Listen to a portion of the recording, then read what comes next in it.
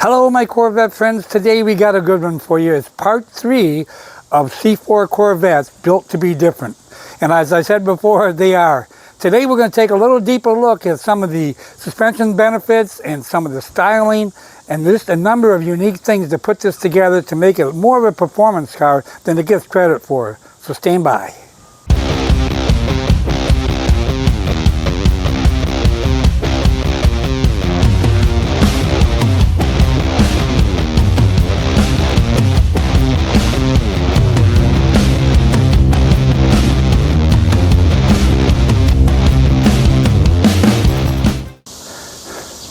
You know, when the designers and engineers got together, they wanted to make this car something different and something better, something competitive.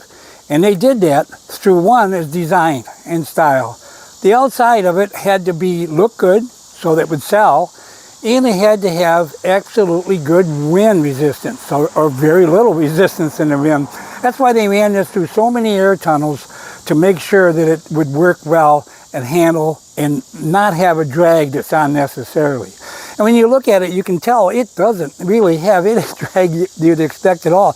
You see a funny car and they look kind of the same way. They're very slooped down, air runs over the top, and that's all for a reason. And the Corvette and the C4 went just like that same philosophy. And unique thing is on the side, there's nothing to obstruct the air going by, and you see that the air vents on the side. That's awesome because that exhausts the air from the cavity of the engine. So you're utilizing the air that does come around the car itself. Another unique thing that you may have never noticed, but on the back, we actually have a foil. It's a small little foil, but you know what? They did some tests on it when they ran it through these air tunnels, and they found it did have some power to push it down and the back, even that little bit. So that's kind of cool. Plus, it really gives it a little bit more style. But you look at the whole thing, and it's a package. It's awesome package that was put together. And certainly the designers of the cavity outside did a great job. Now, the other thing, the engineers had to work with the inside or underneath the car to get the suspension correct. And they did a couple really, really unique things. And I think the number one unique thing that they did that I want to bring up is the suspension on four-wheel independent suspension. And they did it in a very, very unique way. They used a monoleaf spring that was made out of fiberglass and transverse, so the spring could work on both wheels and based and centered in the middle, on the front and the back, and that would give each wheel totally independent suspension. And not only did it do that, it also gave it a lighter independent suspension. And then compared to a coilover or just about any other apparatus that they would use on independent suspension at the time. That's pretty cool. And that's pretty unique, and it came out with the C4 Corvette. Another very unique but a modern kind of day situation. Pretty cool, especially at the time. So you take those things in consideration. The body style, and underneath, and the suspension, you got a hell of a vet. Okay, I know what you're thinking. Here we go. We're going to open the clamshell hood again. We are. Because it keeps getting more and more things I want to tell you about within this engine cavity for sure. The number one thing here I want to talk about today is you may have never noticed, and I know you know what a mid-engine Corvette is, and you know that the C8 worked to be a long many years to become a C8, get to the C8 to be a rear-engine car. And that's made it really, really competitive. But you maybe didn't know that the C4 Corvette is a front mid-engine Corvette. And what that means, technically, that your engine block is behind the front axle, causing the weight to be more shifted to the back. You have your transmission in the center, your rear end at the back, and you have yourself in the smack jam in the center of this weight combination. And that makes it handle. So even though it's not in the back, it's still considered a front mid-engine Corvette. And I like that idea. I know it makes it really difficult for everything on the firewall because everything's brought right back to the firewall as far as they can.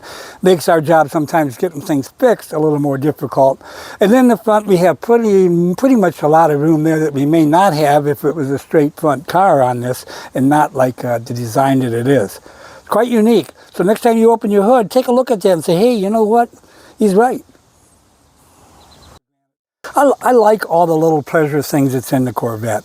And one of them I like the most here is actually the steering wheel, to be able to tilt it and to be able to move it and adjust it just the way you want to. And you know, whether you're a big guy, because there's not a lot of room in the car, you want to be able to have that expansion work. I like it to get in and out of the car for sure. You know, you can keep it in the spot when you get in, and then when you want to get out, you get out. You remember, when you get out, you put your hand on the steering wheel, other hand on the left here, get that leg over and push yourself as hard as you can on the steering wheel.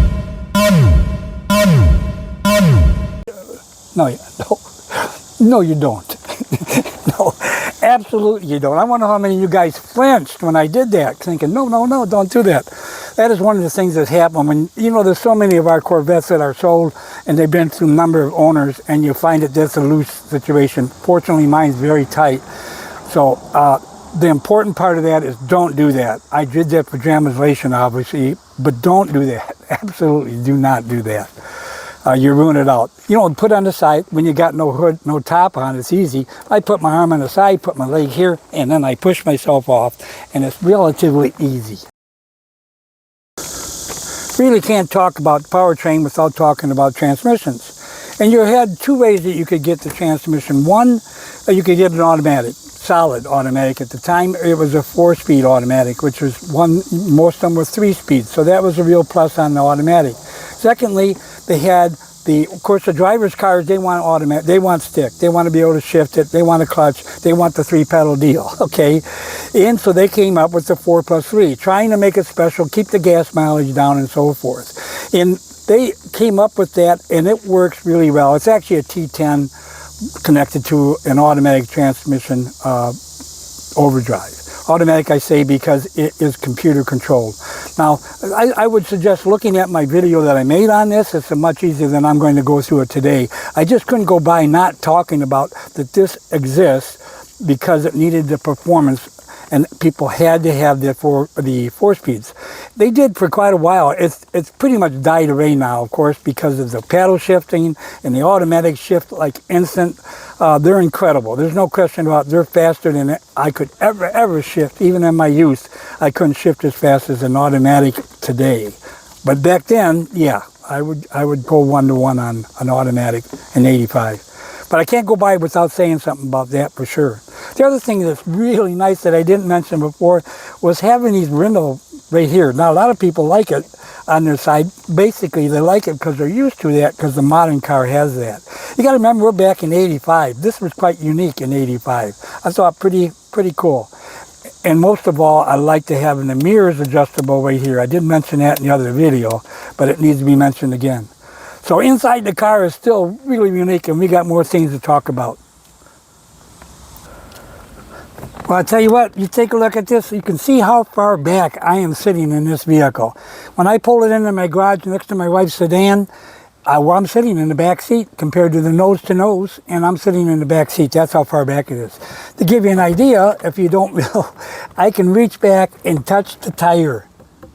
How about that? Really balances this car out something fierce. I love it. Well, that's it for this one, and thanks for watching, and we look forward to seeing you on the next one.